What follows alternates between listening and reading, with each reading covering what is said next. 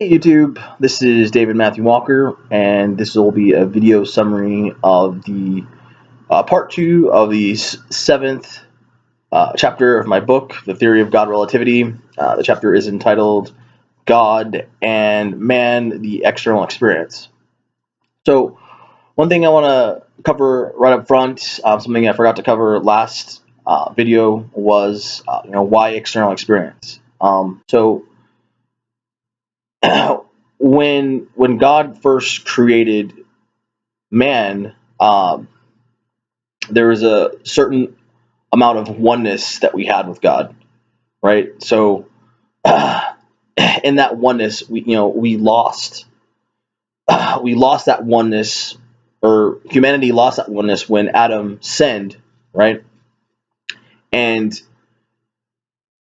we didn't really relate with God, through oneness of the spirit. We related with God, externally.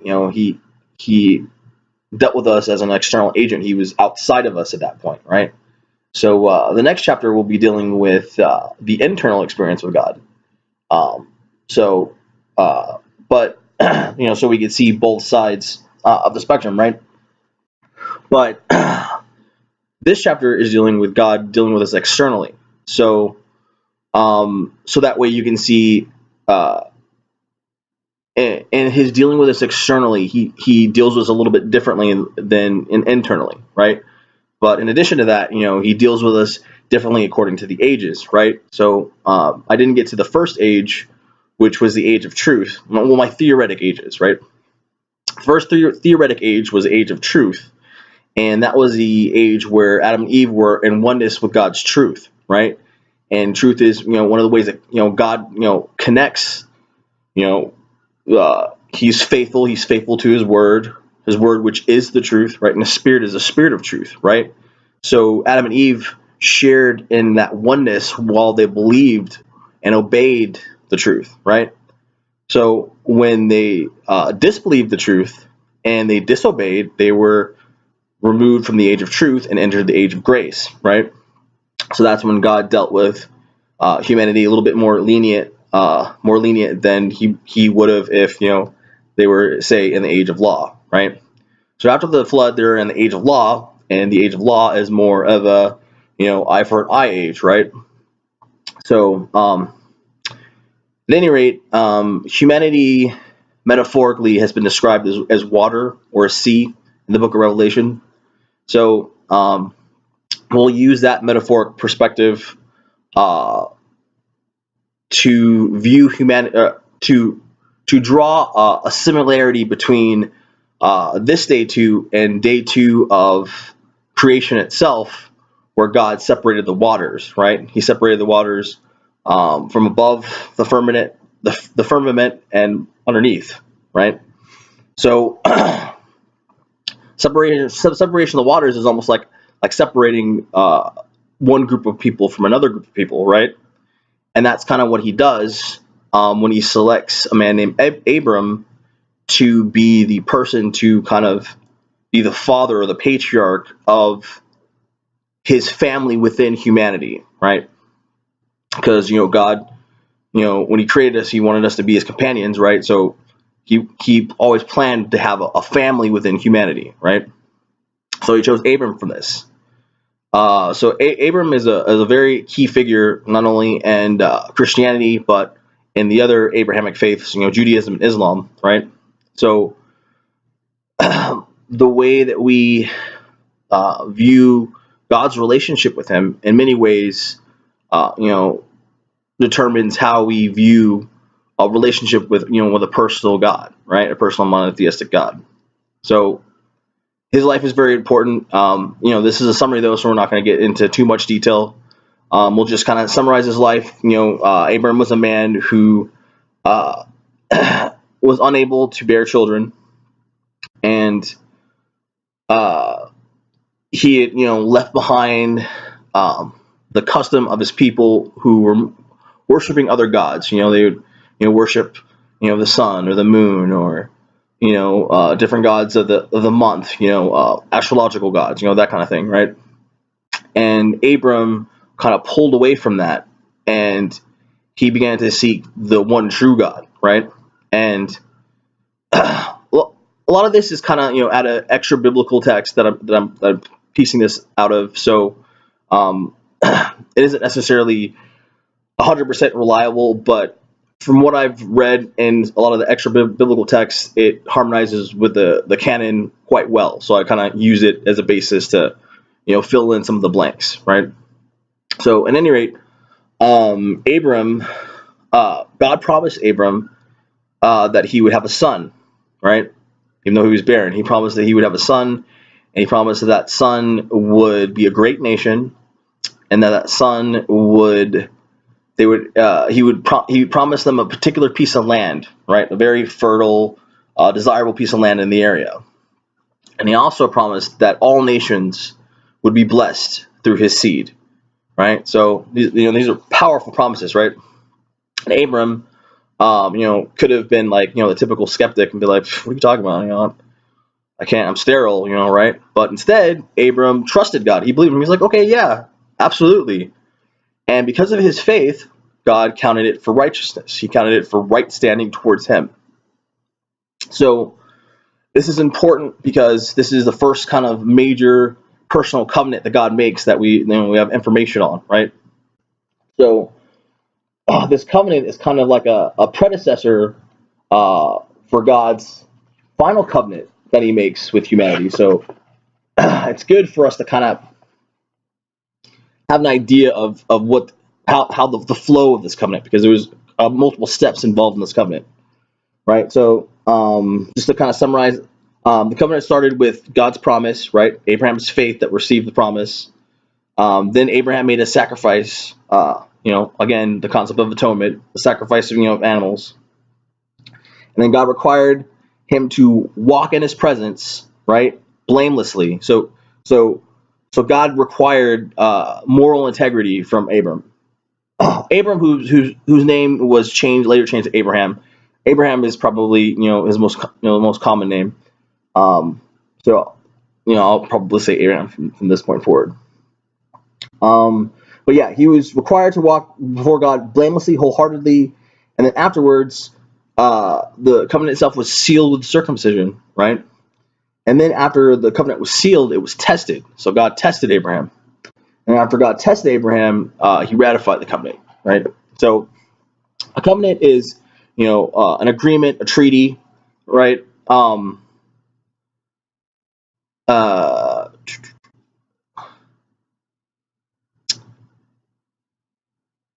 Sorry, I have brain freeze. So God's covenant that he made with Abram put Abram in a position of privilege where, Abram wasn't always, he didn't always do right by God. Well, I guess that's probably not the right way of saying it. He didn't always trust God, right? There's situations where he was kind of scared and he lied and stuff like that. But God still protected him, so God still had a measure of protection and loyalty towards Abram, who was in covenant with him, whereas, to the point where he even threatened somebody, who would have been innocent, right? So that kind of goes against traditional wisdom in the sense that, hey, why would God punish an innocent person while, this other person is, protected? But that just goes to show you how God esteems his covenant people higher, or they get a greater amount of privilege than others, right? So you may think that's unfair, but that just goes to show you that we're not dealing with some God, some religion that's designed to placate your sensibilities. We're dealing with the person of God, and he does kind of, he has his own ways of dealing with things, and you're not always going to agree with it, right? So that's why a lot of this is important, because it's important for us to kind of see, why does God do things like this? Why is he the way that he is? Why does he make the decisions that he makes, right? So, at any rate, beyond that, also, God had a very close relationship with Abram when petitions went out to him to stop a lot of the injustice that was going on in Sodom and Gomorrah. God himself actually came down to earth. I believe it was probably the pre-incarnate Word of God who came down on the earth to to go oversee the situation and issue judgment, he actually came and he stopped by Abraham first to visit Abraham and to talk to him about it, right? So Abraham actually was talking to God and got to the point where he could have he was kind of almost making a deal with God. If there was, if there's so many righteous people, would you spare the city, and so on and so forth. We were almost went back and forth with God, where God considered modifying his plan based on what Abraham thought or what Abraham petitioned of him. So that goes to show that though God has a sovereign plan, he takes into consideration the petitions of people that are in covenant with him, right? So that's important. That flows in the overall, his overall plan takes into consideration humanity. So that it means it's a little bit more flexible than a lot of people may, assume that's just some rigid thing, right? It has to have a little bit of flexibility if he's taking consideration of, a dynamic request, right? So, at any rate, God saves one of Abram's relatives from Sodom and Gomorrah before he judges it, right? And one thing that's important, Abram dealt with God as he acted as if he were God's servant when it happened, right? So this will come into play later on. Just to mention it now, right? So eventually, God fulfilled his promise to Abram, and his wife Sarah gave birth to Isaac. But before that, Sarah was kind of hasty, and she convinced Abram to sleep with her handmaiden, and he bore the son Ishmael, who was his eldest, right? But Ishmael didn't inherit God's promise because Ishmael wasn't the child of promise. Isaac was a child of promise. Isaac was a child that God gave Abraham, right? So a custom in that culture at the time was, to give the blessing to the eldest child. But we see that God's election isn't always necessarily granted to the eldest child. In fact, when we go down Abraham's line, we see that the eldest child is often overlooked for one of the younger children, right? Isaac's twin sons, Esau and Jacob. Esau was the elder, but Jacob inherited the promise because Jacob found favor in God's sight, right? Similar thing happens with Jacob's children, where Reuben, his eldest, because of something that he did to his father, something that wasn't, he defiled his father's, one of his father's. Well, anyways, we won't get into details. Reuben sinned against his father, and because of that, the blessing went down, and Simeon, who's the second child, and Levi, who's the third, they also were disqualified for the blessing because of a violent act that they committed. So the blessing actually went down to Judah. Judah was the fourth child, right? And that blessing was the blessing that the third stage of God's promise to Abraham actually goes through. Him blessing all nations. He blesses all nations through Judah's line, right? So, but yeah, just to make a quick reference to the fact that during Abraham's lifetime, only the first stage of God's promise to him was fulfilled. So Abraham believed that God was going to do all these things that were well outside of his lifetime. So I think that's kind of telling, and also kind of shows how great Abraham's faith was with God. And Abraham went through the whole ordeal of circumcision, which was very painful, especially probably at his age. It wasn't like he was a baby getting circumcised. He was a grown man, right? And so that just goes to show you that being in covenant with God, there's a pain, there's a certain amount of pain that's involved in that covenant, right? It's not just all a box of cherries, right? And also there's testing, right? So God made Abraham, he asked him if he'd be willing to sacrifice his own son, right? And Abraham's faith was so great that he reasoned with himself that God could have raised his son from the dead if he sacrificed him to fulfill his promise, right? So Abraham was about to do it, and God said, no, we'll stop. you've been tested, right? So now I swear by my name to uphold my covenant with you, right? Because in those cultures, oftentimes when they're making covenants, they would swear by something, and God couldn't swear by anything higher than His own name, right? So at any rate, when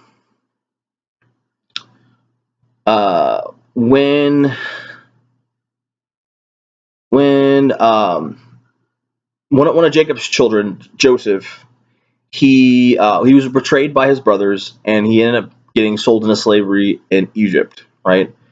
And God turned the situation around, and he ended up, at the end of the day, being one of the highest officials in Egypt at that point, right? And then he actually saved his family from a famine that was happening in the land of Canaan around the time, right? So Abraham's family through Jacob's line, right? Because we've got there's other lines, right? You've got Ishmael's family, Esau's family, but God's focus was on Jacob because Jacob, he inherited the promise, right? So Jacob's family, the Israelites, because they're called Israel because Jacob was renamed Israel. So the Israelites were in Egypt, and eventually they were enslaved by the Egyptians. And this is important because the next video is going to pick up on this, right? They're being enslaved, right? So I don't really have much else to cover on this. I just want to kind of show that the first man that God chose, out of the stock of humanity, was a man who trusted Him. So, and it's almost like a redemption of that trust that Eve lost trust in God, right? The serpent whispered in her ear, or the devil or whoever whispered in her ears and said, "Hey, did God really say that?" And she lost trust in God. But Abraham, amidst a group of people who were worshiping other gods, trusted God, and God's like, you know what? That is my guy. I'm going to use him, and through him, I will usher forth my family. Right? So I think that's extremely important, and it'll come into play later. The importance of that faith and that trust, that Abraham had. Right? So, at any rate, as always, I'll have a description of I'll have a link to my site in the description, and if you like any of this content, please purchase my book. It's has a lot more detail and information. But yeah, other than that, I'll see you next video.